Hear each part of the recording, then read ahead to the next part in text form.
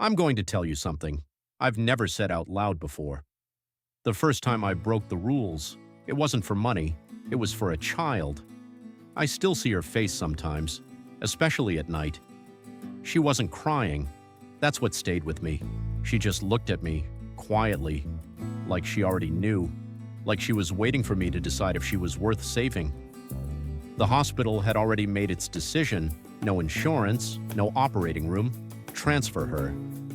But we both knew she wouldn't survive that, and I just stood there, frozen, because everything I was trained to do said follow the system. But something inside me wouldn't let me walk away. So that night, I went back.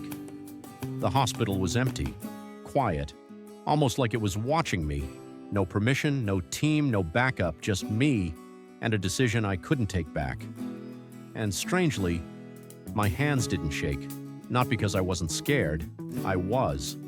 But in that moment, fear didn't matter, only she did. So I did the surgery, alone. Every second felt heavy, like one mistake and it was over. But somehow, she made it, she lived. And honestly, that should have been the end of it, but it wasn't. Because after that, people started coming. At first, I didn't even understand how they found me. Then the calls started, then the knocks, late at night, when everything else was silent.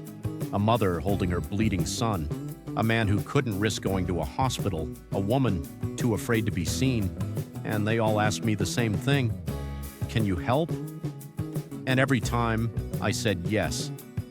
I didn't think about rules anymore. I didn't think about consequences. I just saw people who needed help, and I couldn't turn away.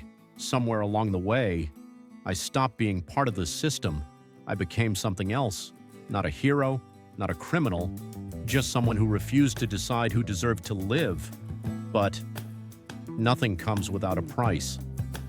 I stopped sleeping. I started looking over my shoulder. Every knock on the door made my heart race. And then one night, there was a knock that felt different, heavier, final. I opened the door, and it wasn't a patient. It was the police. And as they took me away, I wasn't thinking about myself. I was thinking about her, that little girl, because she's still alive.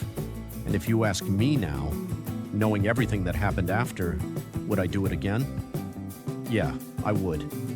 Without even thinking twice, because sometimes the line between right and wrong is decided by people who've never had to stand where you're standing.